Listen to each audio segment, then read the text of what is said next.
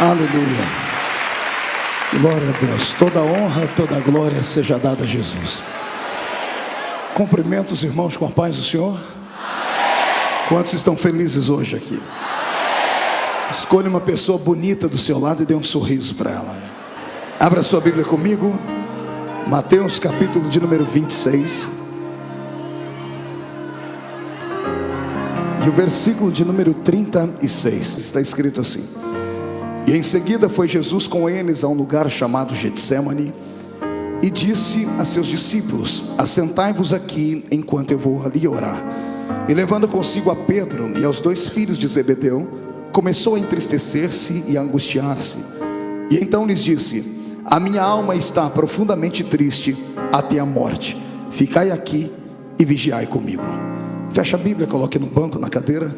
Pegue na mão da pessoa mais perfumada do seu lado. Isso. Aperte a mão da pessoa com carinho até ela falar aleluia. Pentecostal que não faz barulho está com defeito de fabricação, né? Vamos orar mais uma vez. Pai, eu te exalto, eu te glorifico. Eu glorifico a sua majestade porque eu sei em quem eu tenho crido. Glorifico o seu nome mais uma vez pela existência da Igreja Batista da Lagoinha, por ter aberto as portas para que pessoas de diversas denominações pudessem estar conosco nesta campanha de avivamento espiritual de terças-feiras, e o seu nome tem sido glorificado. Só o reino das trevas está perdendo, Pai. E eu quero, Senhor, que ele não só perca, eu quero que venha a falência nessa noite, o reino das trevas. Senhor, eu quero que o Senhor me dê graça para ministrar a palavra de hoje. Haverá muita manifestação da sua presença nesse lugar, eu profetizo. Eu digo, Senhor, antes de começar a pregar, 2 palavras de oração. A primeira é que ao redor desta igreja, num raio de 5 quilômetros, onde houver um demônio alojado agora, eu dou a esses demônios 5 segundos para desaparecerem de Belo Horizonte, porque se não sumirem, serão queimados pelo poder da glória do Senhor que descerá aqui. O segundo pedido a Deus é um pedido de atrevimento espiritual. Se ainda tenho crédito no céu contigo como pregoeiro da sua palavra, abre a porta do céu sobre esta igreja agora e manda do céu para a terra uma comitiva angelical. Eu quero anjos de fogo descendo sobre esta igreja, que eles comecem a esparramar brasas tiradas do seu altar, e onde houver um crente batizado com o Espírito Santo, renova ele agora.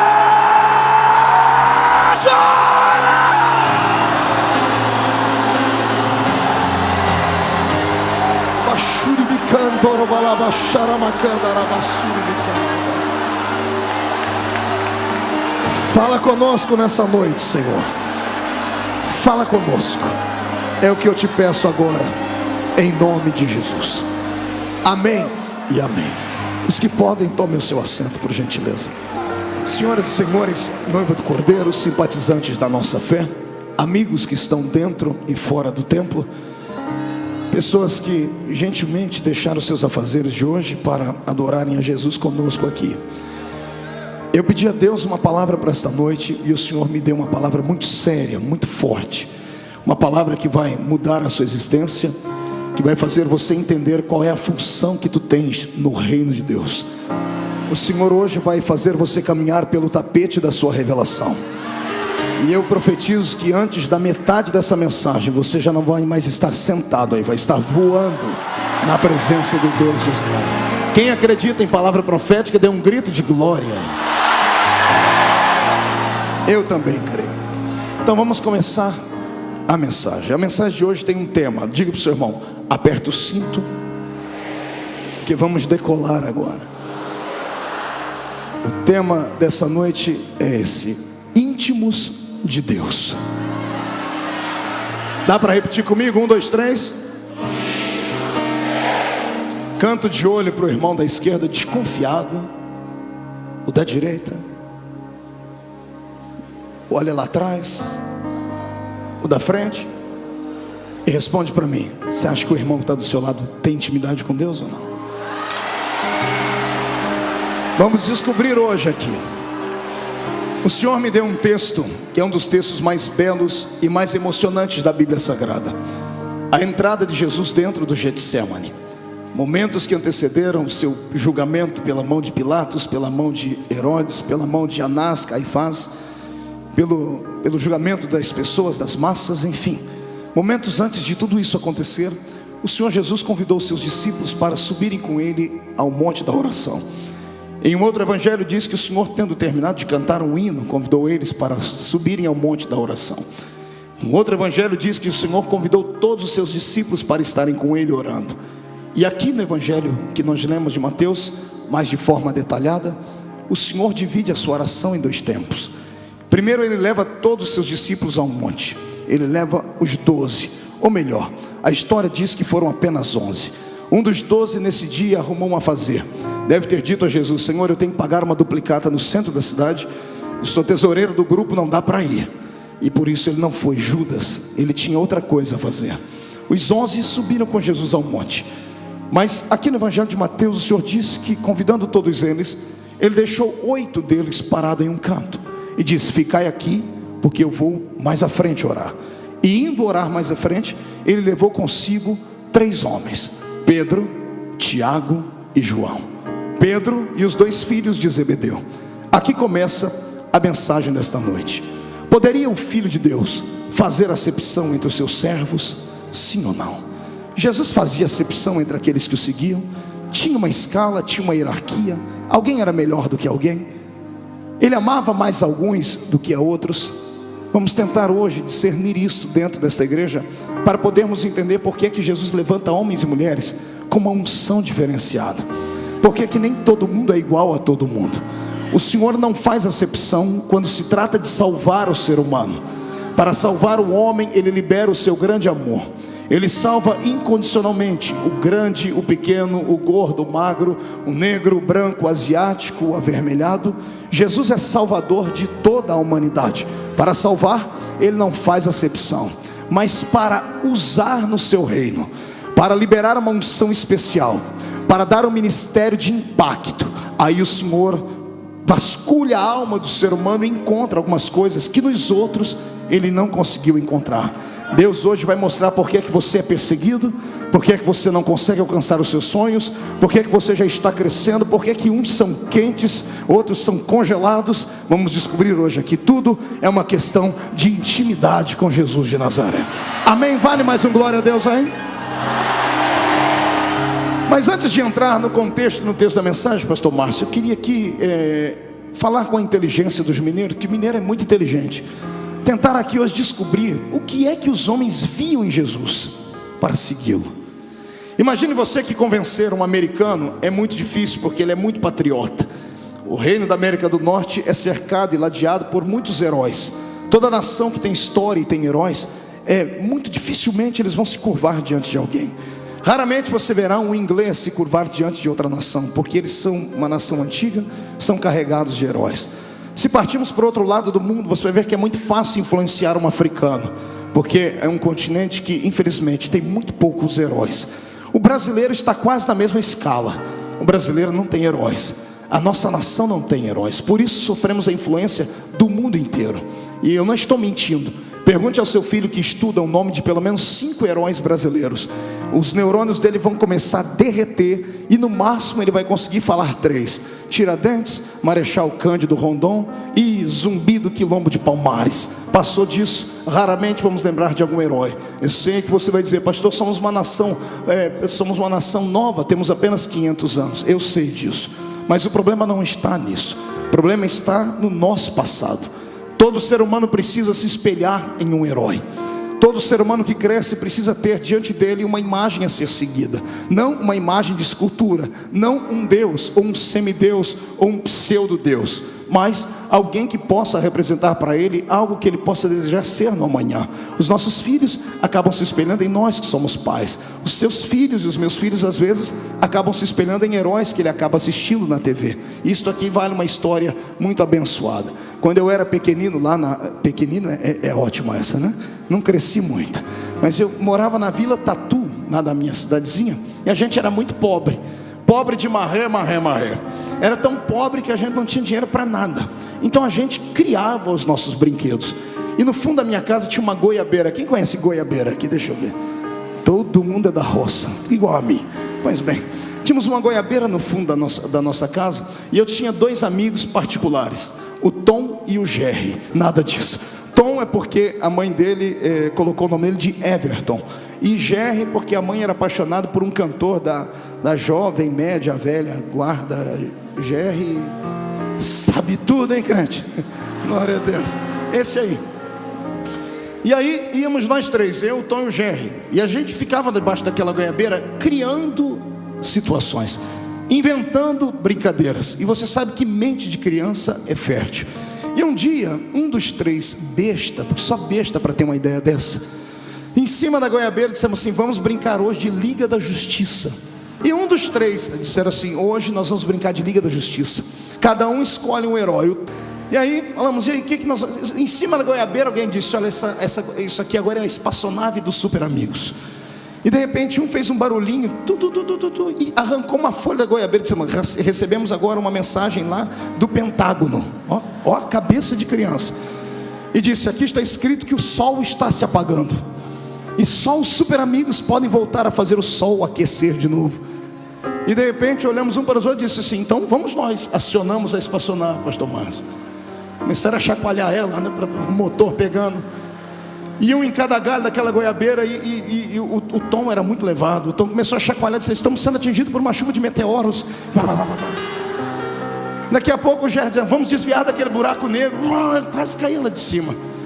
De repente, um dos 3 gritou e disse: estamos com um problema, estamos perto do sol demais, a carcaça da aeronave não está aguentando, estamos derretendo. Pense num dia de alegria.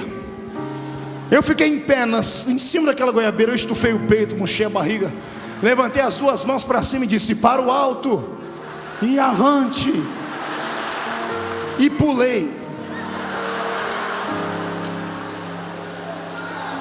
Você ri porque não foi você que quebrou os 2 braços, né? Essa munheca é torta até hoje, derivado daquele tombo. Mas foi a semana mais alegre da minha vida. Na rua inteira ficaram sabendo que eu era o super-homem. Eu andava com os braços que vem: super-homem, obrigado por ter salvado a terra. Eu fiquei muito feliz. Eu contei essa história apenas para você entender que todo mundo precisa de um herói. Todas as nações têm os seus heróis. Convencer uma nação que tem um herói é muito difícil. Agora, convencer uma nação que não tem herói nenhum é muito fácil. Convencer um judeu é impossível, a não ser que Deus esteja no negócio. Pergunte para mim por quê? Porque na veia deles corre o sangue não de um, não de 2, mas de um sem número de heróis. Detalhe, não heróis fictícios, não alter ego de homens que tiveram uma infância podre, aprisionados pela psicologia infantil, pela falta da presença do pai, que criaram super-homens, que criaram Batmans. Não, eles tiveram heróis de verdade. E nós temos um livro que atesta a existência desses heróis. Está aqui na Bíblia. Imagine você sendo um judeu. A infância do judeu começa, o primeiro catecismo dele é o da fé. Antes de aprender a ler e a escrever, ele aprende a história do Deus de Israel. Imagine você sendo criança, sentado na beira da cama com seu pai, e antes de dormir falar: papai, me conte uma história dos nossos heróis. E o pai olhar para você e dizer assim: filho, você não é comum. Pegar no seu braço e dizer: aqui na sua veia corre o sangue de homens que fizeram o céu tremer, que fizeram o mar se abrir, que fizeram a terra saltar, que fizeram mortos sair de dentro das suas tumbas. Todo garoto judeu crescia com seus olhos brilhantes. Por que é que você acha que todo judeu se dá bem em tudo que faz? Porque eles sabem no que eles creem. Eles têm lastro. Eles sabem que nasceram para a vitória e ponto final. Eu não conheço um judeu pobre. Se você conhecer algum, me apresente ele. Só todo judeu é inteligente. Eles estão sempre na frente de tudo. Por quê? Porque eles têm heróis a serem seguidos. Pastor, o que o senhor quer dizer com isso? Eu quero dizer que não são só eles que são inteligentes, não são só eles que são abençoados. Eu tenho aqui hoje o novo judaísmo santo. Eu tenho aqui o novo Israel. Se eles têm 1 milhão de heróis, nós não precisamos de 1 milhão, temos apenas um. Ele é maior do que todos os outros juntos. Ele coloca todos os outros no seu bolso. Ele é tão grande que os pés dele estão dentro da Batista da Lagoinha hoje, e o seu rosto está diante dos anjos que cantam: Santo, Santo é o Senhor dos exércitos.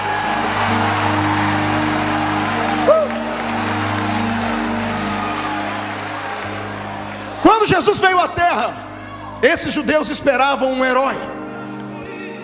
Só que não podia ser qualquer um, tinha que ser um herói maior do que Moisés. Tinha que ser um herói maior do que Jeremias, maior do que Ezequiel, maior do que Elias. E achar um herói maior do que esse povo não era fácil. Os discípulos que Jesus escolheu, todos eles eram especiais. Diga para o seu irmão aí do seu lado, eram especiais. O Senhor não chama ninguém que está simplesmente pensando em viver uma vida a lá vão ter. O Senhor só chama gente de propósito, gente inconformada com a vida que tem. É por isso que quando o cidadão começa a procurar, ele acaba encontrando. É por isso. Todos os que Jesus escolheram eram especiais, mas todos eles buscavam um herói. E convencer esses homens não era nada fácil.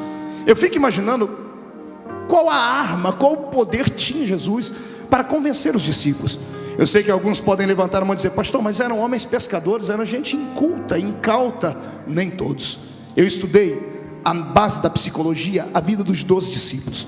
Dos 12, Jesus tinha 2 que, além de serem inteligentes, universitários, eram visionários. Levi era um deles, e o outro era Judas, o Iscariotes. Judas não era ignorante. Se traçássemos o perfil psicológico dos 12 discípulos hoje aqui, e se Jesus tivesse uma empresa e fosse escolher entre os 12 um para trabalhar, só um passaria no crivo da psicologia: Judas Iscariotes. Ele era pleno de conhecimento. Ele não trocava a mão pelos pés, não atravessava o carro na frente dos bois, não falava, não dava bom dia a cavalo, como se diz lá no nosso interior. Ele era inteligente. Ele vinha de uma região chamada Cariotes. A região de Cariotes era a região onde nasciam as cabeças pensantes dos judeus. Nasciam ali o povo inteligente, aqueles que não aceitavam o jugo de Roma. Haja visto que Barrabás era da mesma região de Judas, sabia disso? Aquele Barrabás apresentado nos filmes de Mel Gibson não é o verdadeiro Barrabás.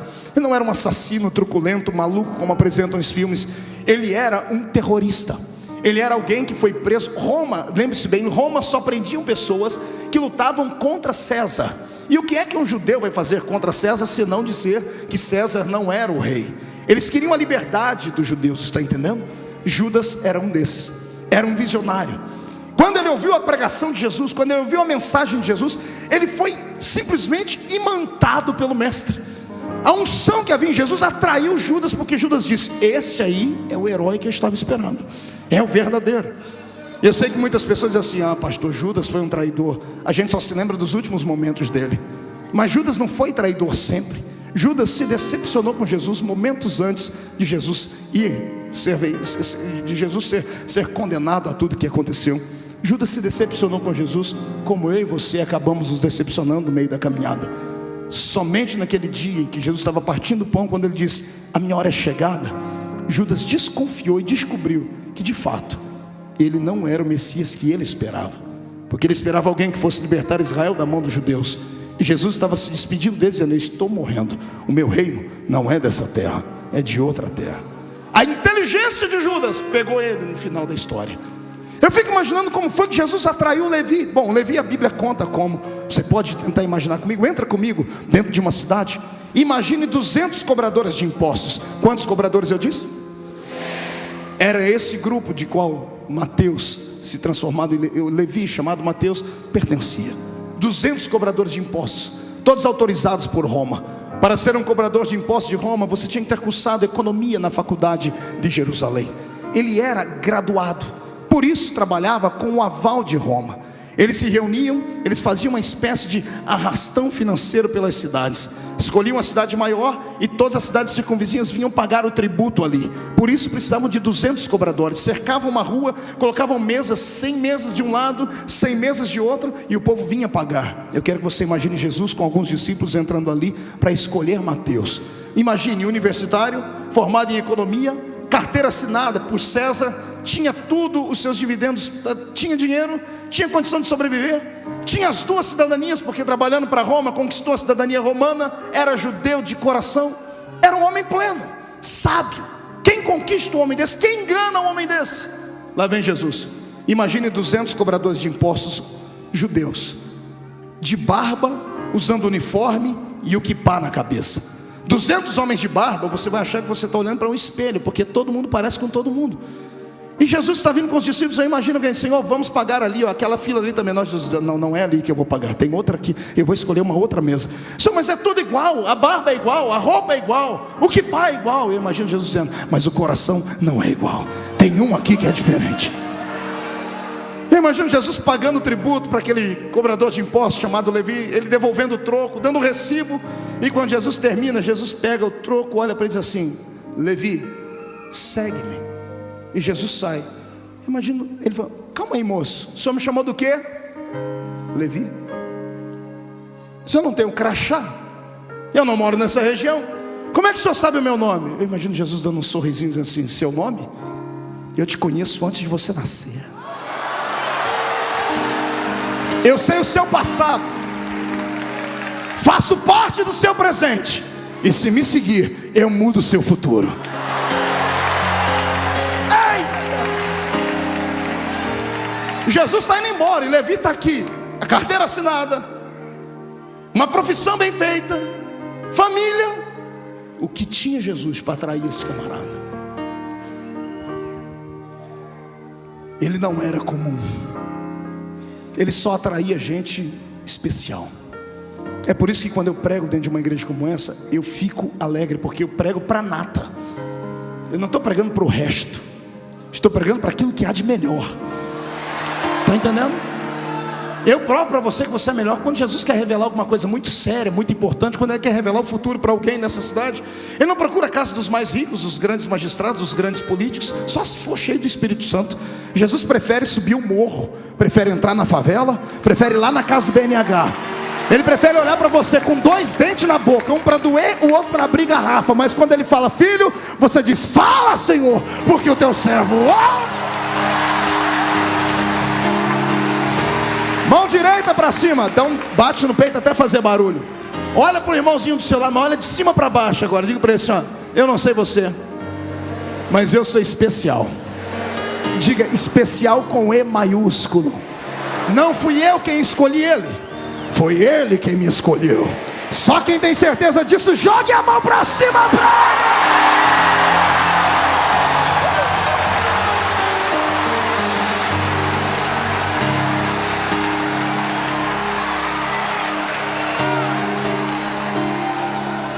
Convencer um judeu não era nada fácil. Imagine você, temos 12 discípulos, escolha um para você ser ele agora. Encarne um agora, no bom sentido da palavra. Escolha um discípulo para ser. Ninguém quer Judas. Olha que eu expliquei a história dele, contei, nem assim. O cargo de João já não cabe mais, e de Pedro também não. Todo mundo quer ser Pedro e João, né? Imagine você na pele de Tomé, criancinha no berço ou na cama. Tomé, vai dormir. Papai, conta uma história dos nossos heróis. Vou contar só uma. Deita aí, Tomé. Pois não, pai. Ó, pai, mas tem que ser uma história para eu acreditar, porque o senhor sabe que eu não acredito em qualquer coisa. Tomé, nas suas veias corre o sangue de profetas. Na sua veia corre o sangue de um homem que tinha tanto poder que ele andava com uma capa nas costas dele. Um dia ele encontrou um grupo de lenhadores trabalhando e um lenhador chorando. Ele disse, por que você chora, lenhador? Porque o meu machado caiu na água, que não era nem meu, era do meu amigo que me emprestou. Minha família está passando fome. Além de não ter dinheiro para levar comida, eu não tenho como pagar o machado. Tomé, o seu herói, seu ancestral, pegou essa capa, rodou ela para cima e deu um grito. Onde está o Deus de um outro herói? Onde está o Deus de Elias? E ele disse, moço, cadê? Onde foi que o machado caiu? O senhor vai entrar dentro da água? O senhor sabe nadar? É claro que não. O senhor sabe respirar dentro da água? Não. Não pergunta, me diga onde é que está o machado. Está ali, senhor. Machado! Flutua. Os outros lenhadores param, o pai contando a história, enfeitando. Filho, os outros lenhadores pararam e começaram a rir. É louco esse cidadão? Ele não conhece a lei da gravidade. A lei da gravidade estabelecida pelo cosmos diz que tudo que é pesado fica embaixo. O ferro é mais pesado na sua anatomia do que a água. Ferro não flutua. Filho, o profeta só deu uma olhadinha para dizer assim, o meu Deus criou a gravidade. E o machado, que era de ferro, eu não sei se virou isopor, plástico ou papel, flutuou em cima da água. O rapaz entregou o machado na mão dele, e o nome do Deus de Israel foi glorificado.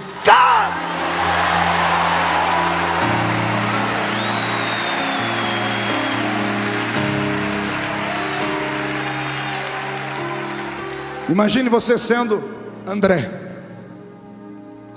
André tinha um coração amoroso, se entregava fácil.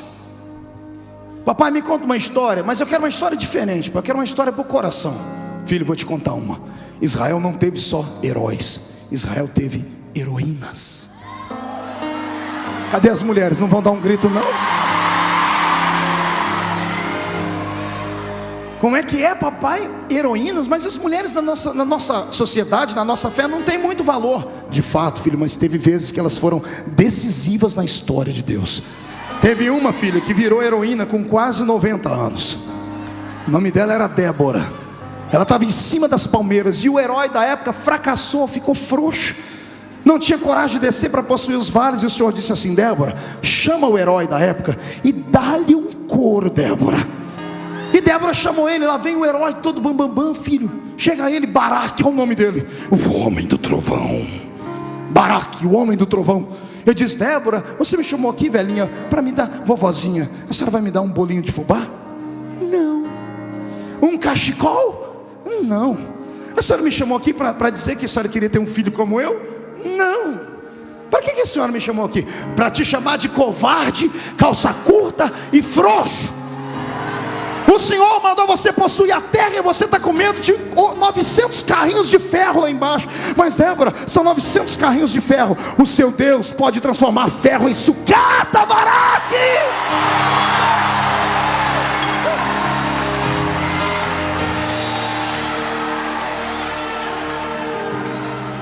Lá está André. E aí, pai? E aí que Baraque, filho, nosso herói, saiu correndo. Ficou atordoado, que a mulher falou não são. Quando ele estava no meio do caminho, ele parou e voltou. Débora, o que foi? Desce comigo. Mas eu não consigo pegar a espada, levantar, não consigo brigar, eu tenho 90 anos. Você não precisa pegar a espada, só a sua presença, a sua fé. A sua arma não está no exterior, está aqui dentro. Se você vier comigo, eu desço para aquela batalha e a vitória será nossa.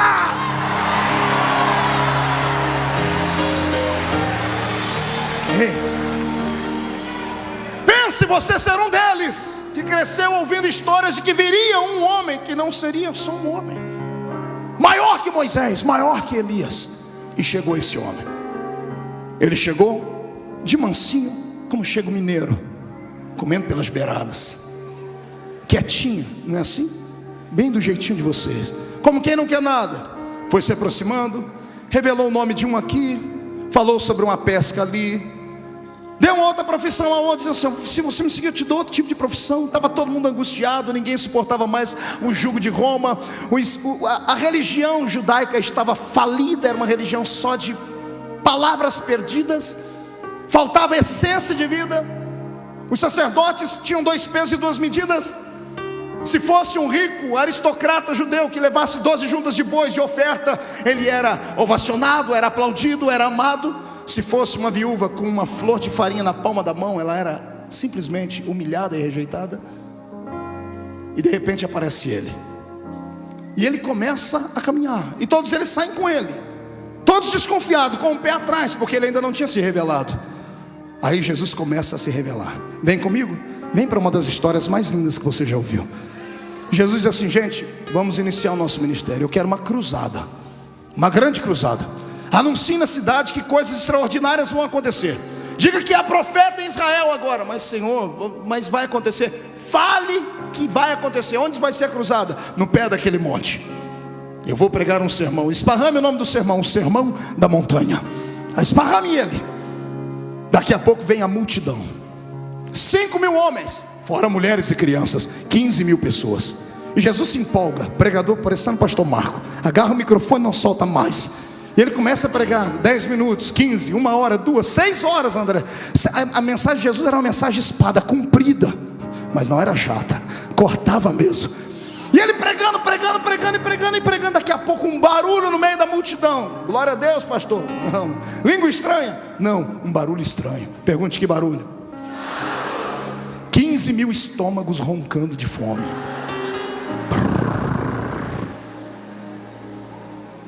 Os discípulos se riam e dizem assim: gente, o negócio está ficando feio.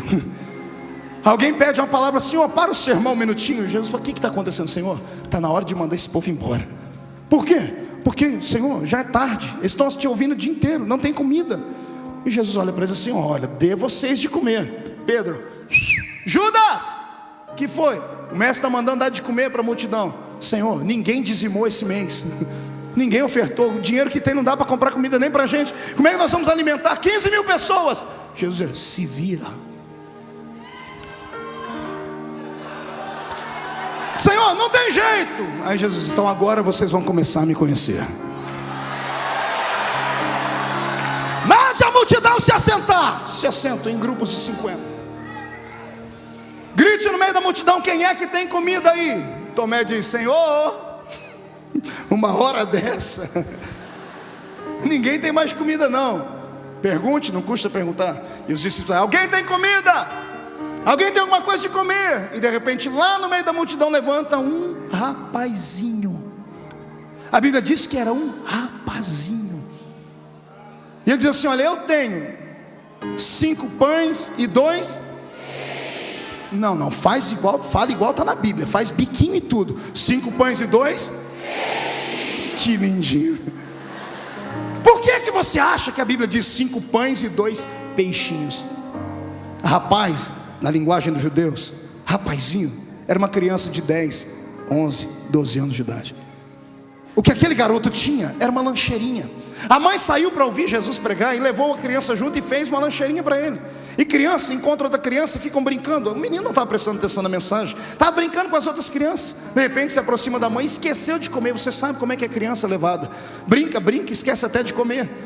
E de repente, quando alguém pergunta: alguém tem comida? Levanta a mãozinha do garoto: eu tenho, Senhor. Eu não sei quem foi, se foi Pedro, se foi Tiago, eu sei. O que você tem aí, garoto? 5 pães e 2 peixinhos. Deixa eu ver. Bom, é de comer. Senhor, fale. Consegui. O que? 5 pães e 2 peixinhos. Traga aqui. Então o problema está resolvido. Senhor, o que foi? Os 5 pães que eu falei, eu tenho que explicar. O que não é pão bengala. Era lanche de criança, concorda comigo ou não? Diga para o seu irmão: era 5 pãezinhos assim e 2 peixinhos. Ei, é peixinhos, não é dourado. Era lambari. Sério. Aí Jesus pega e diz assim: gente, vamos começar o processo do milagre. O que, Senhor? Milagre. Vocês entraram na escola de milagres. Se aproximem aqui, vejam como é que funciona. Eu imagino 2 começando: gente, alguém já acha um lugar para a gente sair correndo? Veja a melhor maneira da gente escapar. Já cerque, veja se alguém arrume um burro, um jumento, um cavalo, um negócio, porque vai virar tumulto isso aqui. E Jesus, empolgado, pega os pães, os peixinhos, afaga a cabeça do garoto, pega o primeiro peixe e divide em 2.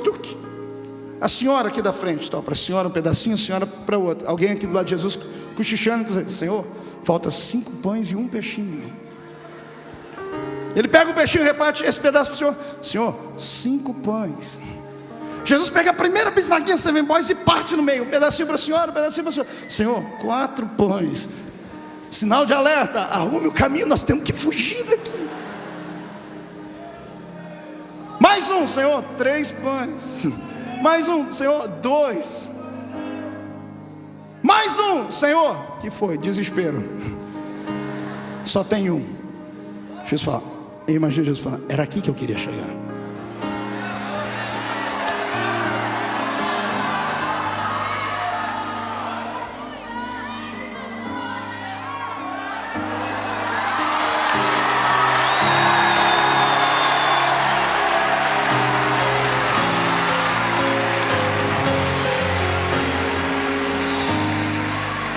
Eu quero os 12 aqui do meu lado.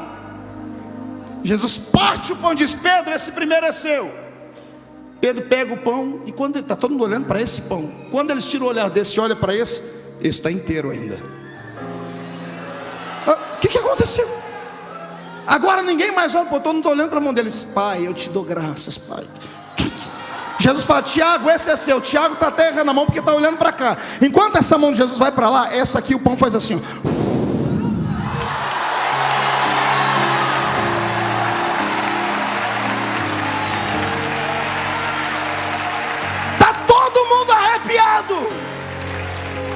Ele repartiu o pão e agora tem 13 pedaços de pães. Quantos pães? 12 na mão dos discípulos e 1 na mão dele. E agora? Jesus vai dizer assim: gente, me ajuda. Ajudar o que, senhor? Vamos fazer milagre. Mas senhor, a gente não sabe não. Ei, vocês não precisam saber, vocês estão perto de mim, eu ensino. É assim, ó, pega o pão, faz assim, ó, graças te dou, graças te dou. Pedro, cresceu aqui, cresceu aqui. Tiago, cresceu aqui também, cresceu aqui.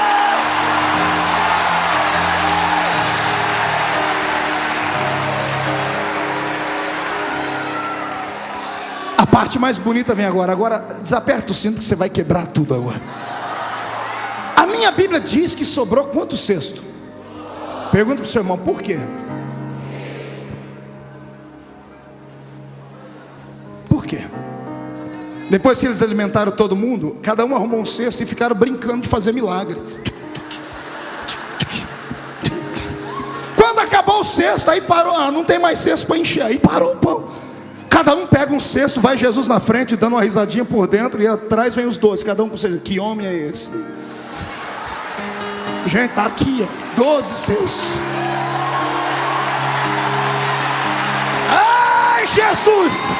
Eu profetizo na autoridade do Mestre que a unção de fazer milagres que Ele liberou sobre aqueles discípulos vem sobre a minha geração agora!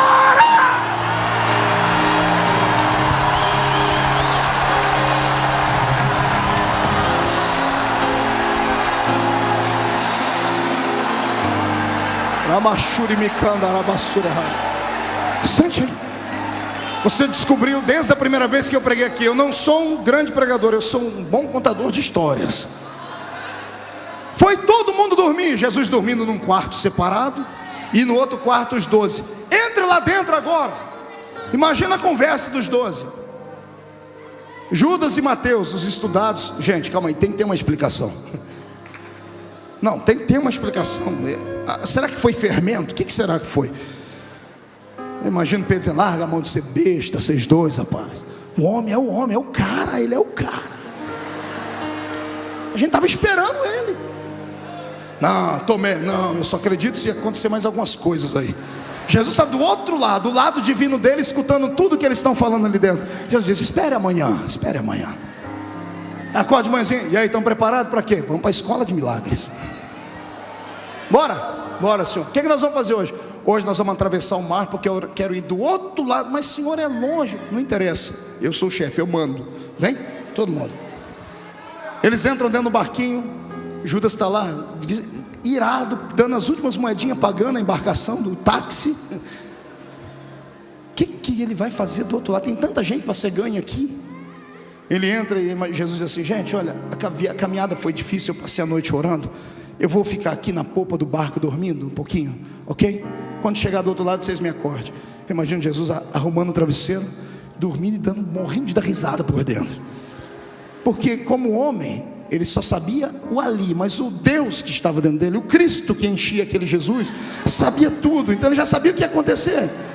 Daqui a pouco, levanta uma tempestade, e vento, e água, e sopro, e grito, e desespero.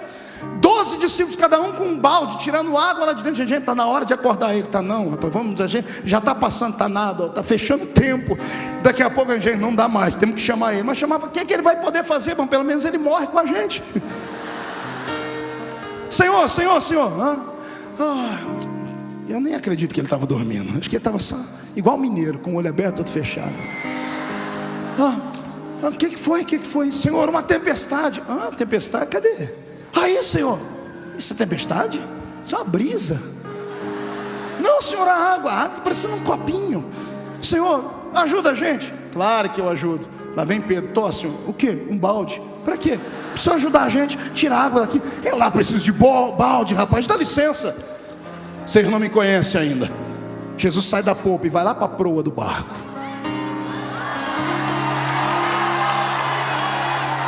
Ele está na proa do barco. Eles estão de corda. Ele ri, mas que se matava. Vai ter um ataque cardíaco neles agora. Todo mundo lá, um agarrado no outro. E agora? Confessando todos os pecados.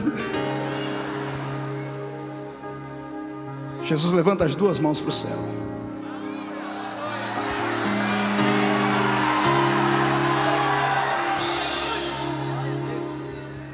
E ele grita. Ele ordena. Ele dá uma palavra de ordem à água e ao vento. Eu estudei um pouquinho nessa minha vida. Estudei física, química, conheço um pouco de biologia, estudei astronomia. Eu sou fuçado para estudar as coisas. Eu já ouvi falar de braço do mar, mas ouvi falar que mar tem ouvido. Ouvi falar que vento escuta. Foi a primeira vez. Vento, acalma-te. Mar, aquieta-te.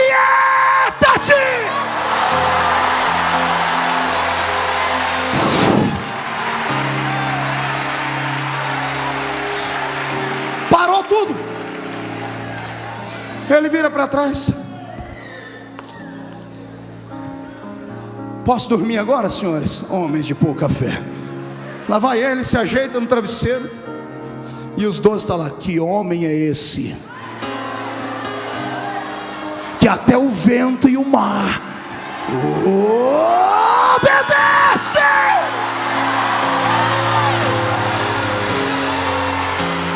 É que o mar e o vento não estavam autorizados a falar. Porque se o Senhor dissesse, fala para eles quem eu sou, o mar e o vento gritariam: Ele é aquele que sustenta o universo na palma da sua mão, e que pela força do seu poder cuida de todas as coisas. Ele é Deus em cima, é Deus embaixo. Antes dele nada do que foi feito se fez. Tudo foi feito por Ele. Ele é Deus.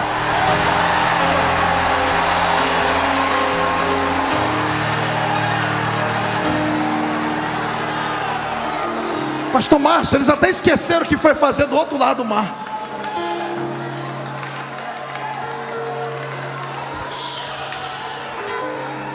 Eu estou na introdução da mensagem. Daqui a pouco eu chego na mensagem. Calma, vem cá. Jesus está dormindo num quarto, os outros num canto. E ele dizendo: e agora, gente? Dá para acreditar nele? Tomé, está melhorando. Ô Tomé, não, pode ter sido um vento contrário que soprou, uma nuvem quente que se esvaziou da nuvem fria. Jesus do outro lado dizendo: amanhã eu me revelo. Acorda, toma um café da manhã. Senhor, onde nós vamos hoje? Hoje nós vamos por aí. O que nós vamos fazer? Escola de milagres. Hoje eu vou fazer uma coisa com vocês que vocês nunca viram. E vocês vão aprender hoje parte do meu caráter. Vocês vão encontrar hoje um dos grandes inimigos da humanidade. E vocês vão ver o que é que eu sou capaz de fazer com ele. Vamos. E Jesus chama todo mundo para cantar um hino. O hino da Batista da Lagoinha ainda. Está todo mundo cantando. Quando chegam numa grande avenida lá de uma grande cidade, eles viram a esquina, vem a caravana da vida cantando. Se depara com a caravana da morte. A caravana da morte vem trazendo um féretro dentro de um esquife. A caravana da morte só tem tristeza. Uma mulher chorando lá do caixão. E um sacerdote miserável que fazia o enterro dos filhos das judias viúvas. Caminhava 10 metros longe do caixão. Sabia disso? Aprenda. Quantos metros o sacerdote andava longe do caixão? Pergunta para mim, por quê, pastor? Porque o sacerdote era muito puro e santo. Não tocava em coisa morta. Queria acelerar o processo do enterro do defunto. Não se preocupava com o coração da pessoa que ficou. E quando Jesus entra, ele entra na frente do cortejo fúnebre. Ele olha para trás, não tem mais ninguém, todo mundo saiu de perto, porque a lei é universal, mundial. Todo mundo sabe que quando um cortejo fúnebre está andando, todos têm que abrir espaço para passar. Respeito não por quem foi, mas por quem ficou, que está ficando sozinho. Jesus não sai da frente. Volta todo mundo aqui, Senhor, mas vamos ser presos. Ninguém é preso perto de mim, volte. Vou ensinar vocês hoje o que é que eu faço com a morte quando eu encontro ela. Só vou dar um recadinho para você. Você já se perguntou por que na crucificação Jesus morreu primeiro do que os outros dois?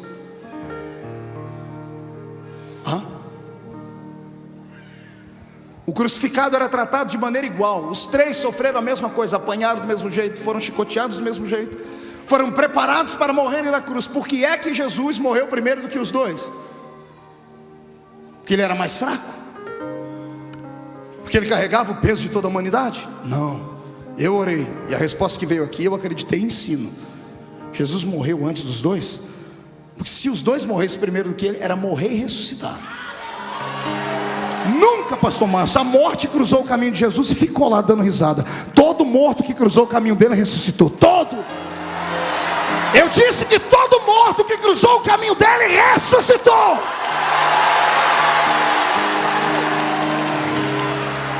Então, para não ter que ficar ressuscitando de fundo, porque perto de ninguém fica muito dizendo assim, vou eu primeiro. Voltando à história.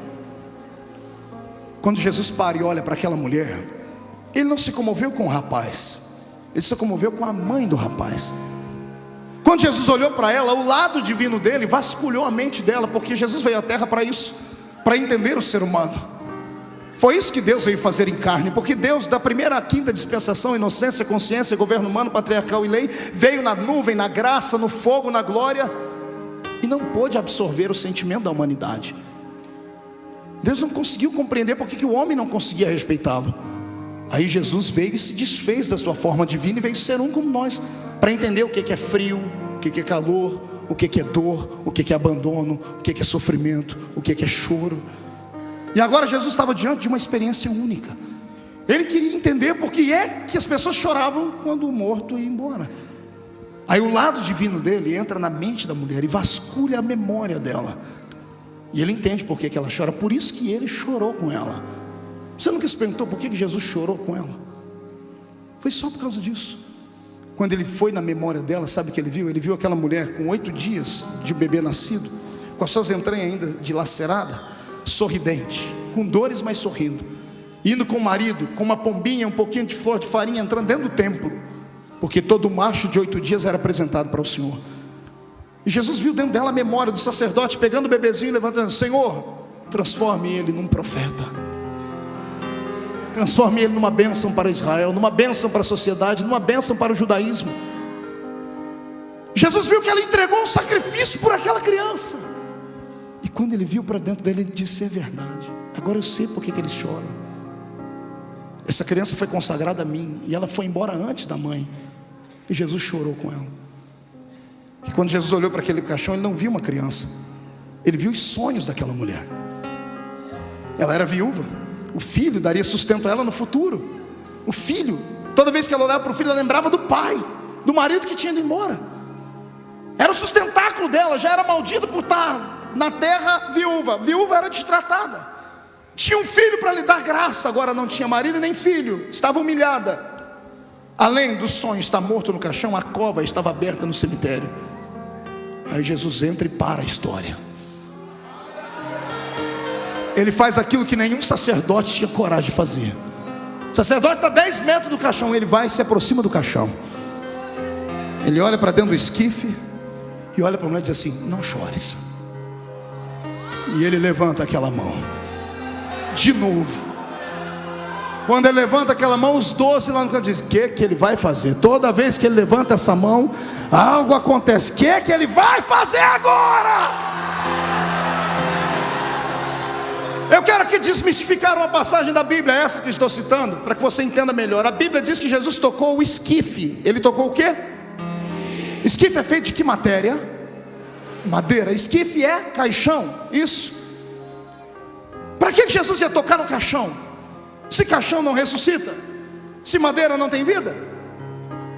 É que o escritor da Bíblia, e todos eles, sendo judeus e bons judeus, queriam limpar a imagem de Jesus, porque nenhum judeu aceitava ninguém colocando a mão em defunto, em coisa morta.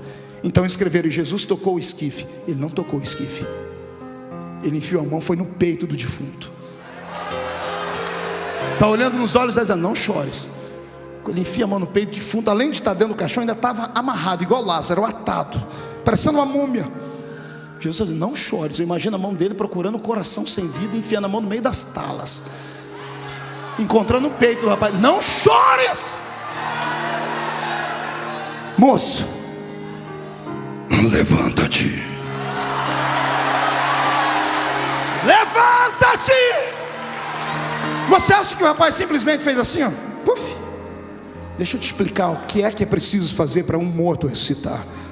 O sangue está coagulado, seco. O coração explodiu lá dentro. Os rins viraram uma pedra.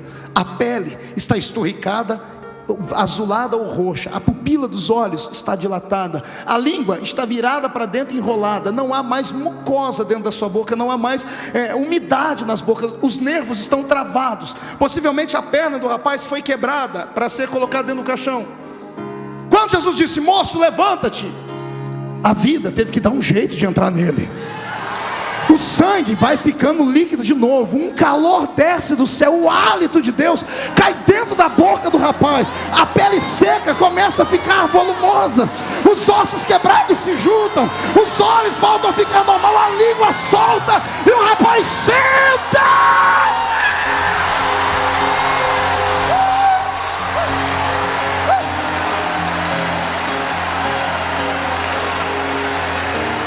Esse é o Jesus que eu sirvo. Como eu sempre cito toda terça-feira aqui, meu velho pai me ensinou um ditado: quem pode manda, e quem obedece é porque tem juízo. Você tem juízo? Me obedece. Levante as duas mãos para cima. Eu profetizo que nenhum dos seus sonhos, ainda que estejam mortos e atados, secos e quebrados, ainda que tenha uma multidão gritando: vamos enterrar, ainda que o coveiro já tenha cavado o buraco e lá está a lápide, o Senhor Jesus manda dizer que nessa noite Ele trava esse defunto e diz: vai voltar a viver, vai ressuscitar.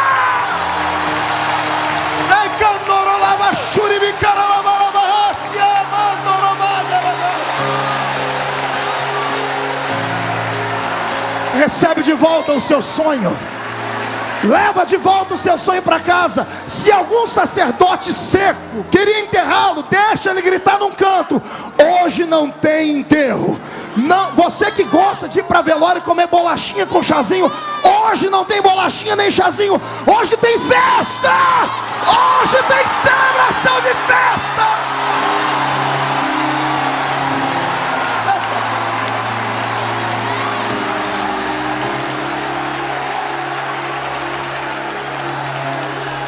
Olhe para o irmão do seu lado e pergunte para ele: depois disso, você ia acreditar que ele era um herói?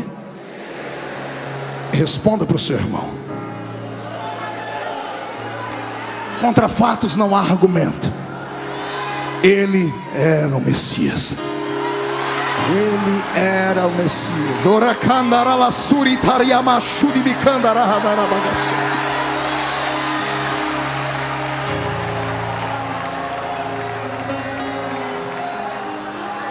Jesus passou 3 anos e meio ensinando a eles tudo que ele sabia. Ele mostrou a eles que tudo que um homem faz, o outro pode fazer. Ele mostrou a eles que se tiver unção, fé, comunhão com Deus, o impossível pode brotar. Ele graduou cada um deles. Só que enquanto ele ensinava, ele os observava. Ele fazia o quê? E sabe o que eu descobri? Vamos para a mensagem de hoje. Sabe o que eu descobri? Eu descobri que ele descobriu, no meio dos 12, 3 grupos distintos. Ele separou os 3 grupos. O primeiro grupo era o grupo dos seguidores. O segundo grupo foi o grupo dos amigos. E o terceiro grupo, o grupo daqueles que conseguiram intimidade com ele. Detalhe, todos são especiais. Diga para o seu irmão: todos são especiais. Só que diga: alguns são seguidores. São especiais, mas são apenas seguidores. São especiais, mas são apenas. O segundo grupo são amigos. E o terceiro, gente íntima, André. Gente que tem coragem de fazer aquilo que ninguém mais tem coragem de fazer. Os seguidores, Jesus não os isolou, os usou, se revelou a eles. Só que os seguidores estavam preparados para ver apenas coisas que todo mundo podia ver. O seguidor pode ver aquilo que é comum, mesmo que Jesus esteja operando milagre, mas é um milagre comum. O seguidor pode ver ele mandar o vento e o mar parar, ver o morto ressuscitar. O seguidor pode ver e até participar da multiplicação dos pães. O seguidor pode ver ele expulsar um demônio, mas para por aí. Até para orar com ele, os seguidores ficam aqui embaixo. Por quê? Porque estão com ele, mas não se envolveram com ele. Gostam dele, mas não estão apaixonados por ele. Tem afinidade, mas não estão perdidamente loucos de paixão. Porque quem está louco de paixão faz qualquer coisa. Está entendendo? Quem é louco de paixão salta no meio das águas. Se é tu, manda eu ir.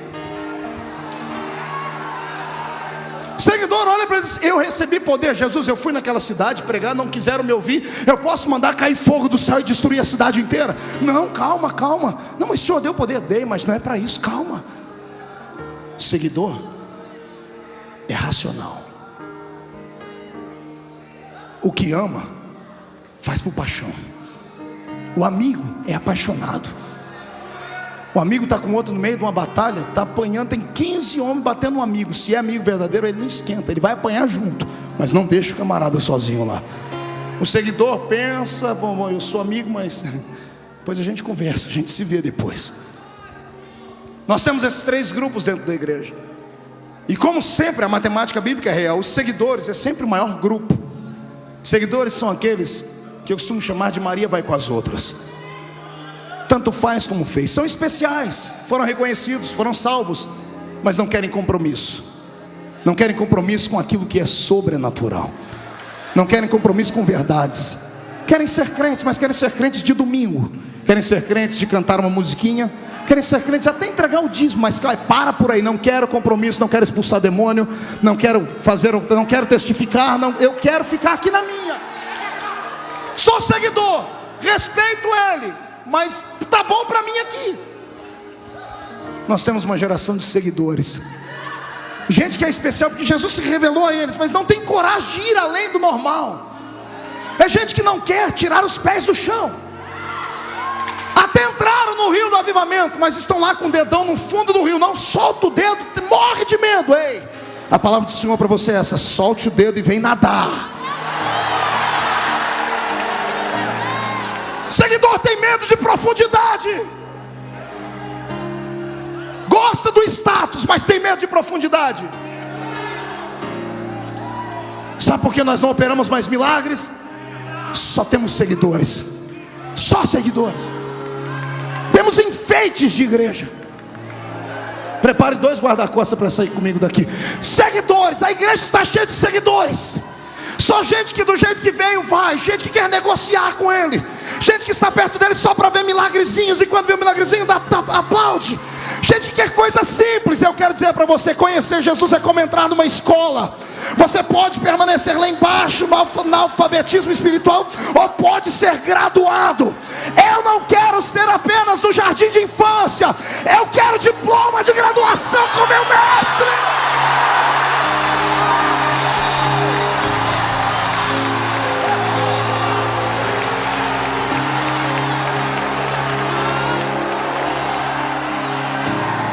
Pastor, pois não. A oportunidade é dada igual a todos? Sim. Quando ele chamou a mim, chamou a você, chamou o pastor Márcio, chamou a todos, ele nos chamou para um propósito. A diferença entre a minha vida e a sua é que eu tive coragem. A diferença entre você e grandes ministérios é que eles tiveram coragem. Não se importaram em apanhar, em ser perseguido, em ser chamado de louco, de fanático, de desequilibrado. Não tiveram medo de apanhar de gente que está na mídia, na televisão, no jornal. Não tiveram medo. Gente que estava cheia de propósito na alma. Eu não sou seguidor apenas, eu quero marcar o tempo. Existem dois tipos de crentes aqui dentro dessa noite: aqueles que vivem para serem influenciados e aqueles que querem influenciar.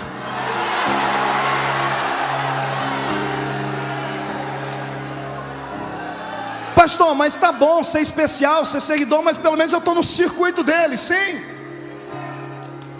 só que você nunca vai crescer. Você vai ser como metade dos evangélicos desse país. Só acostumaram a ouvir, não sabem fazer. Tudo que conhece é porque ouve alguém dizer, não tem coragem de buscar.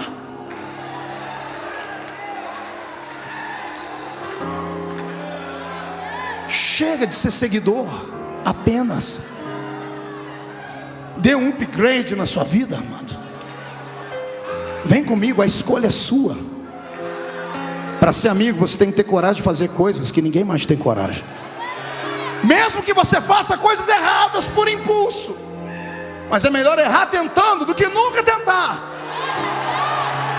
É melhor bater com a cara no muro e voltar do que nunca ir. É melhor voltar e dizer assim, mas eu pelo menos tentei, do que ser igual a você que está na igreja há 500 anos, não pisou, não viu o dilúvio, mas pisou no barro que sobrou na terra, acha que tem todo o conhecimento aqui dentro e não sabe ganhar uma alma para Jesus. Só sabe murmurar e perseguir as pessoas, só sabe maldizer, só sabe ver uma igreja crescer e dizer, aquilo lá é heresia, abrir as portas. Sai para lá, Satanás!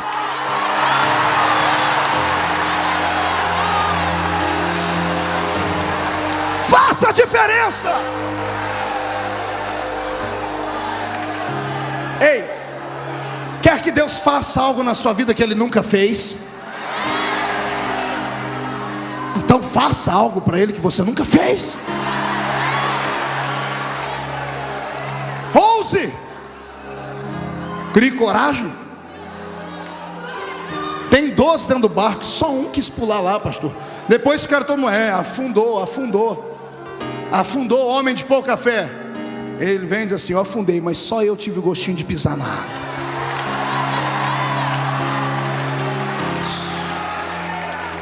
Todo mundo reclama do Jacó aleijado. Olha lá o aleijadinho, ó, agarrou antes, saiu aleijado. Ele, tô aleijado, mas recebi minha bênção.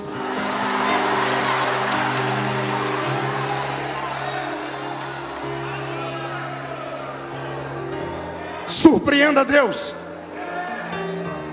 Surpreenda Deus. Chame a atenção dele.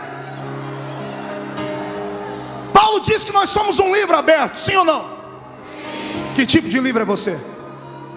Romancezinho, barato? Um gibi?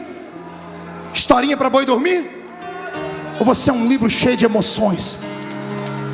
Livro que é dramáticozinho, a gente lê e põe lá. Livro técnico, cheio de palavras escalafobéticas, a gente lê, dá sono e guarda. Quando o livro tem história, a gente lê e quer ler ele até o final. Seja um livro que Deus tenha prazer em ler. Seja alguém que ponha Deus em dificuldade. Mostre para Deus, pastor, como? Invoque a presença dos milagres na sua vida. Dê trabalho para Deus. Ministra sobre a sua casa, sobre o seu vizinho, sobre o seu trabalho. Toma posse da terra. Sai dessa vida pobre e seca. Vem prosperar.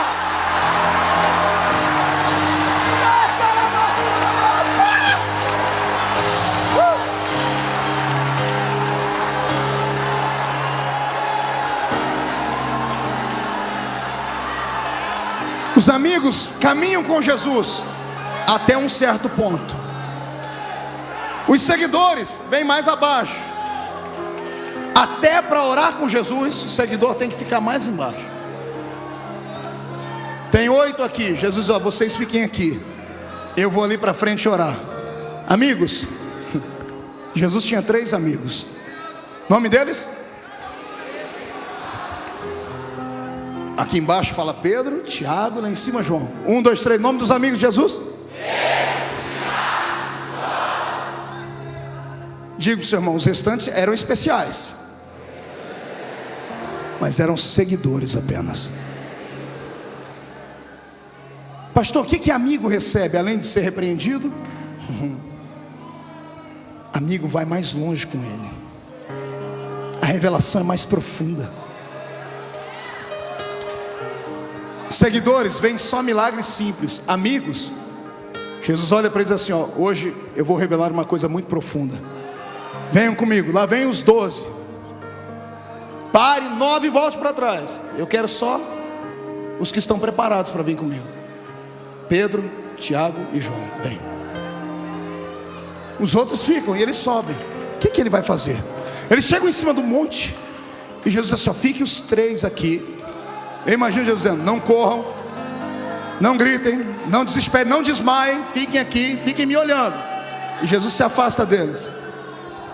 Está dando para me ver? Sim, Senhor. Olha o que eu revelo para amigos. Ele abre os 2 braços e começa a flutuar. Começa a brilhar como reflexo do sol.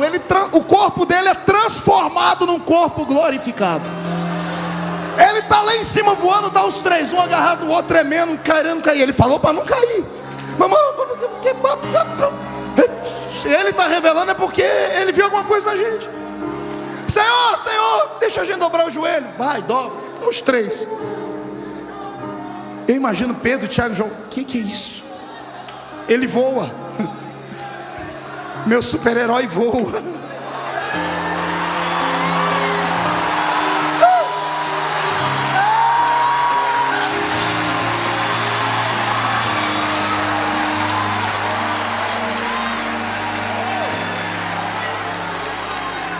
Ele está subindo.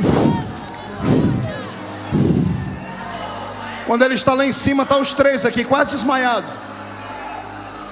Parece 2 figurões para ele. Os maiores heróis de Israel, Moisés e Elias. Como é que eles sabiam? Lógico, os 2 se apresentaram. Ei, vocês são amigos dele? Meu nome é Moisés. E o meu é Elias. Esses aí mesmo. O senhor abriu o mar? O senhor subiu na carruagem? O senhor representa os profetas? O senhor representa as leis? Sim. Vocês são grandes? Somos, mas não tão grandes. Eu, Moisés, represento a lei. Eu, Elias, represento os profetas. Mas nós 2, Moisés, já ensaiamos lá no céu. Agora a coreografia, 1, 2, 3. Um de lá, outro de cá, aponta o dedo para eles. Mas a ele vocês devem seguir.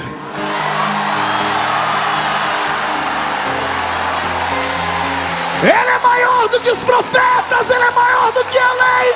Ele é a graça.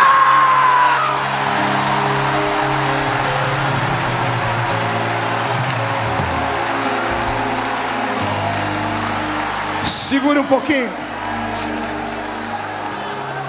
Eu vou te explicar agora por que um irmão no nosso meio não chora, não grita. E por que o outro quase desmaia, quer pular de cabeça para baixo. É uma questão de intimidade. É amizade.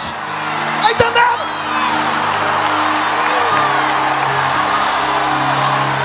É só isso.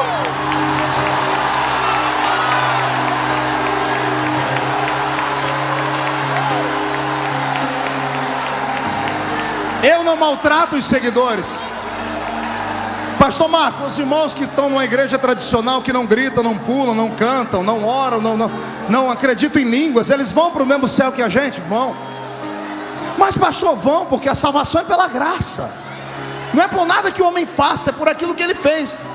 Ah, pastor, então eles pelo menos são equilibrados, ninguém mexe com eles. Comigo, que pulo, grito, me chamam de louco, desequilibrado. Eu vou ser um deles. Fica onde você está. Pergunta para mim, por quê, pastor? Quando a gente for arrebatado, todo mundo, quando atravessar o portão e chegar lá dentro, os irmãos nossos que são só seguidores vão ficar apavorados. Não acreditam em línguas, fogo, anjo, cavalo de fogo. Imagina entrar lá dentro, olhar para o trono, Deus é um fogo consumidor.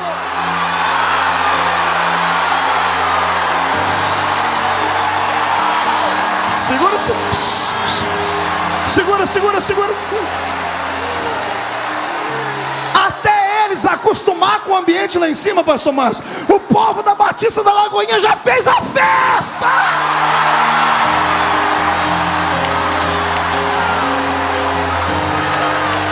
Aleluia! Estamos num tempo de avivamento.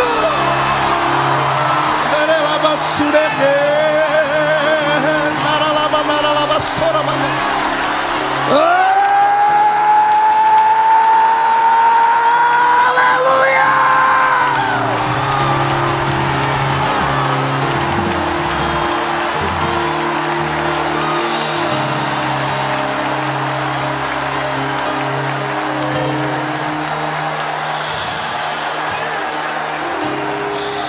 Segura um pouquinho.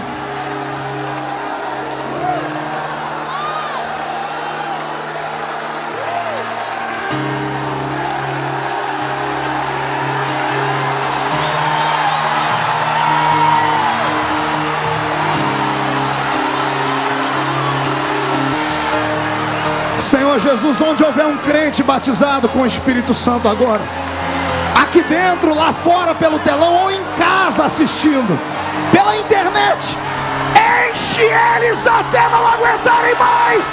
Agora, agora, já!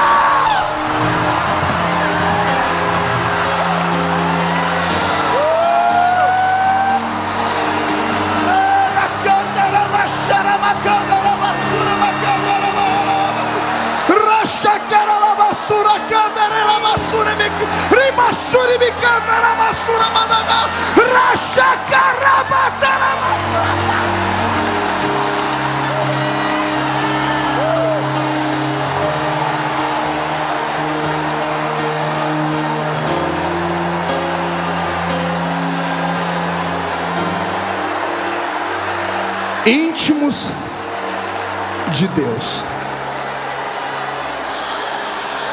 Segure um pouquinho. Sente. Sente.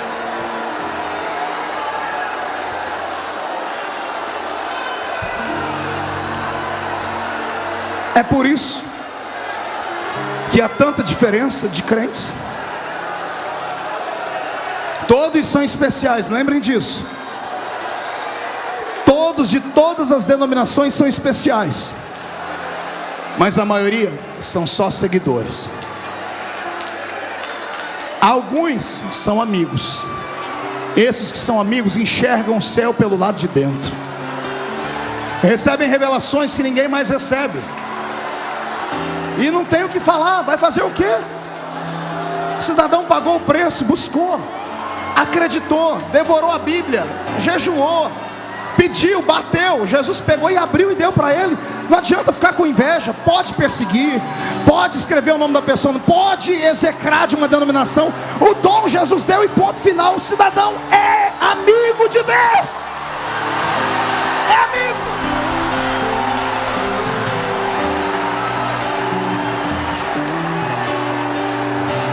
Segura aí, senão a gente não vai embora hoje. Olhe para cá. Já temos dois grupos, pastor Márcio e André: seguidores e... Dá uma olhadinha pro seu irmão de novo.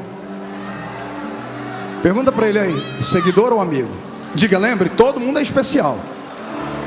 De uma forma ou de outra a gente entra lá. Olhe para mim. Seguidores e amigos. Segure só um pouquinho. Agora eu vou te mostrar como faz para chegar no auge e ser íntimo de Deus. Os três amigos, onde Jesus ia, eles iam junto. Pastor, eu posso pedir para 3 pessoas subirem aqui? Preciso de três cidadãos de terno aí, ó. Vem cá. Deixa a Bíblia aí, deixa a Bíblia aí. Põe a Bíblia, vem cá. Vamos ver quem que é o mais bonito. Todos, né? Mas o senhor é o mais idôneo. Fique aqui. Não é velho, é idôneo. Esse aqui vai ser Jesus. Aleluia. Fique você dali. Pedro e Tiago, fica lá. Aqui está João. E os 9 sentados, todo mundo comendo peixe frito. Jesus gostava de churrasco de peixe, está na Bíblia isso. Ele era chegado em peixe. Não se estranhe se na boda do cordeiro tiver um peixe frito assado. Não se assuste. Fique aqui do lado dele. É para ficar do lado, cabra ruim. Fica um do lado aqui, isso. Todo mundo lá, mas os amigos sempre perto dele. Perto, mas não tão perto. Você é só amigo por enquanto. Os amigos estão aqui. Os seguidores e os amigos. Dia vai, dia vem. Dos 3 amigos, um começa a se aproximar mais dele. Estão comendo um peixinho frito, os outros às vezes ficam parados. Mas tem um que... Outro dia, outro churrasco. Jesus está contando as parábolas, as histórias, pega. E os outros 2, dá uma olhadinha para ele aqui, faz uma carinha assim, cochicha um com o outro aí. E ele está aqui. Ele não está nem aí para o que eles estão falando. Está aqui, pastor. No outro dia, a intimidade, eu já disse, a intimidade é uma coisa interessante. Além de estar aqui, eu quis dar. Segura. No outro dia, ele está assim.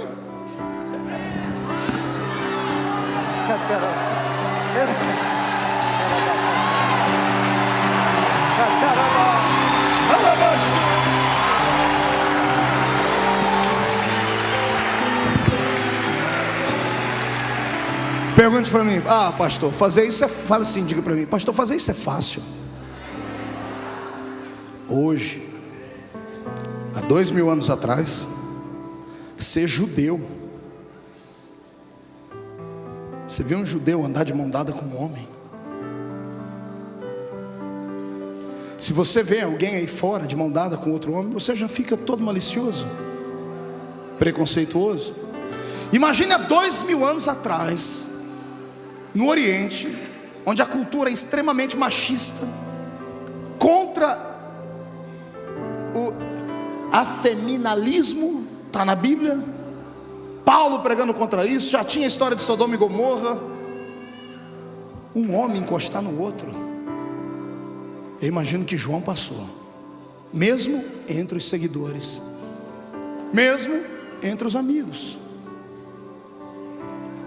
Ele não se importou com o que os outros falavam. Devem ter chamado ele de pederastra, devem ter chamado ele de diferente, estranho. E Jesus nunca o recriminou. Pelo contrário, um dia Jesus percebeu que o coração dele estava todo mundo com inveja dele.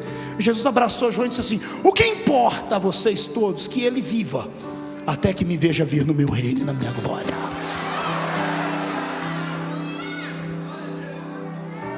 Seguidores e amigos todos tiveram morte truculenta. Foram mártires. Ajudaram a fazer o nosso movimento crescer. O sangue deles foi semente em terra fértil. Louvado seja Deus pela vida daqueles homens que faleceram, com exceção, é claro, de Judas, mas que depois teve o seu cargo ocupado por um outro. Todos, sem exceção, foram martirizados, seguidores e amigos. Mas aquele que ficou íntimo, a morte não conseguia pegar ele. Ele pastoreou Éfeso, ele ensinou as igrejas. Ele que começou o ministério dele cheio como um evangelista: Senhor, eu quero mandar fogo naquela cidade e destruir. Quando ficou bem velhinho, ficou tão amigo de Jesus que ficou parecido com ele. Ficou tão íntimo que ficou parecido com Jesus. E disse assim: filhinhos, não pequeis, mas se pecar, fiquem tranquilos, temos um advogado para com o Pai. Vocês conseguem imaginar ele, que hora antes queria destruir uma cidade, porque não ouviram ele pregar agora? Ele está dizendo assim: ó, se você pecar, Jesus vai te ajudar. Ele ficou parecido com Jesus. A morte não levava ele. Ele tem 90 anos de idade. O imperador de Roma resolve encarar ele, dizendo assim: ei, vai parar de adorar esse Jesus ou não? Ele disse: é claro que não. Mas eu vou te matar. Faça isso logo. Eu já caí da escada, já naufraguei, já caí de cima. Ninguém me mata, eu não morro. Você não morre por quê? Porque eu sou íntimo dele.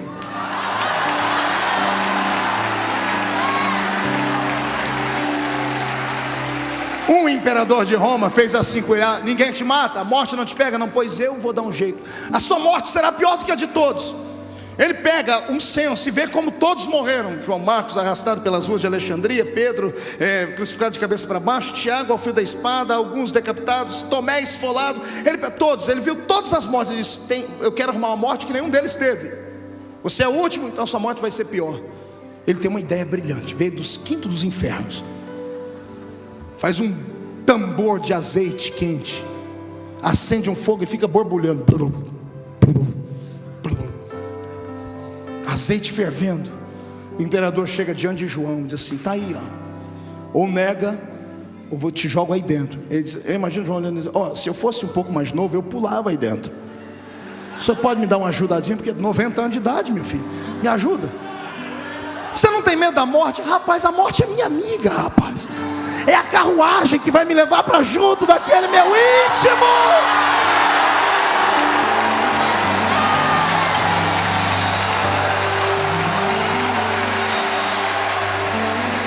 A tradição diz que quando jogaram João lá dentro, espanto para todo mundo, a primeira sessão de bronzeamento artificial da história, a primeira sessão de hidratamento, e morra de inveja a irmã que é vaidosa, que fica hidratando a pelezinha. O primeiro homem da história a hidratar a pele inteira com azeite quente fervendo, azeite escorrendo pelo corpo, azeite não queimava, ele enchendo a boca de azeite. Ô rei, cai aqui dentro, vem. Ô João, segura, porque agora você vai voar. João, por que esse azeite quente não te queima? Simples, como eu era íntimo dele, ele botou um azeite aqui dentro que é mais quente do que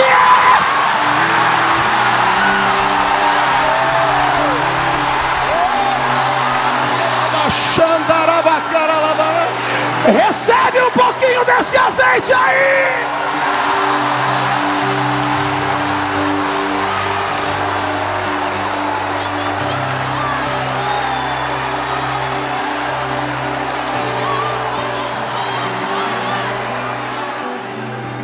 Chave para abrir céu não fica na mão do crente, fica no joelho dele. Botou o joelho no chão, a porta se abre. Aí ele dizia: eu estava de joelhos quando eu ouvi uma voz por detrás de mim, e eu virei para ver quem era. Era o meu íntimo. E ele estava bonito, seus olhos estavam como fogo, seus cabelos como a lã branca, uma roupa branca no corpo e um cinturão de ouro no peito. O seu pé reluzia como o latão que saía da fornalha, e da sua boca saiu uma espada com os dois fios, dizendo: João, quem é íntimo não fica na terra, sobe pra cá.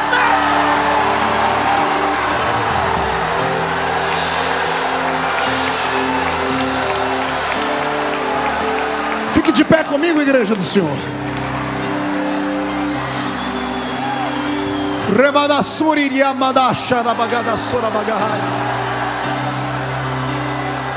Pegue na mão do seu irmão. André, prepara aquela música do milagre para cantar. Pegue na mão do seu irmão. Olhe para mim. Quando eu era garoto na igreja, me chamavam de louco, fanático. Eu era o famoso espalha-rodinhas. Ninguém queria ser meu amigo, porque eu só sabia falar de Deus. Não aceitava piadas imorais, não aceitava carnalidade. Eu era chato, confesso. Mas eu não era porque eu queria ser, é porque eu sabia o que eu não queria ser. Eu não queria ser mais um. Tudo custa um preço. Está entendendo? A unção, a única coisa de graça que temos no reino é a salvação. De graça para a gente, porque alguém pagou um preço alto. A unção de Deus custa caro. Quer unção? Está preparado para ser excluído do hall de amizades? Um dia, pastor Márcio, André, Nívia, eu entrei dentro da igreja desesperado, porque eu me senti sozinho. Eu tinha 16 anos, madrugada, eu comecei a chorar. Eu disse: Deus, por que eu não posso ser igual aos meus amigos? Eles vão jogar bola, eles vão para um cinema, eles vão namorar, vão paquerar, vão fazer um monte de coisas. Por que eu não posso ser igual a eles? Não que isso seja errado, está entendendo? Tem coisas que Deus exige de você que não vai exigir de mim. Tem coisas que Deus vai exigir de outras pessoas, não vai exigir de você. Eu conheço a história do pastor Márcio, de um tempo que ele andou descalço aí na terra. Deus exigiu isso dele. Ele não transformou isso numa doutrina. Chamaram ele de louco, não é, pastor? Eu imagino. Tem coisas que Deus exige de você, e Deus exigiu de mim uma separação. Eu chorava, dizia: Deus, por que eu não posso ser igual a eles? O Espírito do Senhor veio numa madrugada e falou no meu ouvido: porque eles nunca serão igual a você.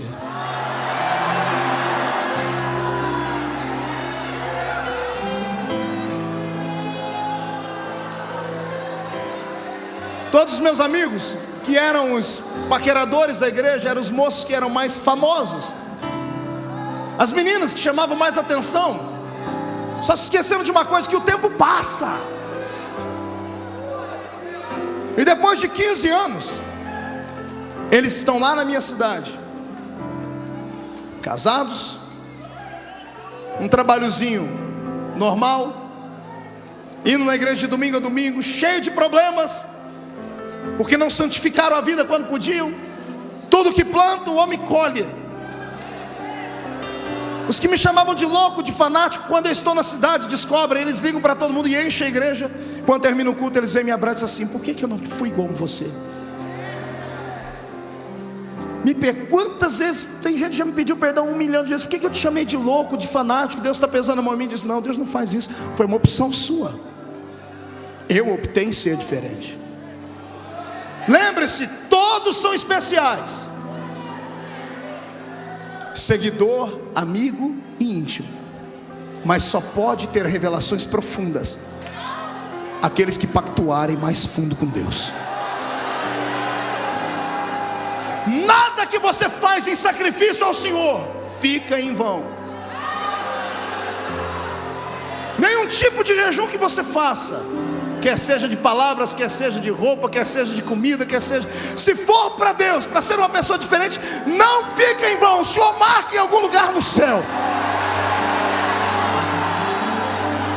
Eu te convido hoje, mineiro, a mudar de vida, a deixar de ser só mais um seguidor. Eu te convido a se envolver com Deus. Posso dar um testemunho, pastor Márcio? A primeira vez que eu estive aqui naquele domingo, quem estava aqui no domingo que eu participei, a primeira vez, tinha um rapaz ali, ó, naquela galeria, um rapaz forte, e o Senhor me deu uma palavra de revelação para ele, da mente dele, que ele tinha uma veia entupida, e o Senhor estava mudando a vida dele. Hoje, quando eu cheguei de manhãzinha hoje em casa, de São Paulo, eu moro no interior, moro a 500 quilômetros de São Paulo. Estou dentro do escritório, de repente eu vejo um rapaz sentado lá. Eu falei: eu te conheço. Ele já começou a chorar: pastor, sou eu aquele rapaz que há 2 meses atrás, lá na Batista. Eu falei: o que você veio fazer aqui, rapaz? Eu vim mostrar para o senhor o exame, ó.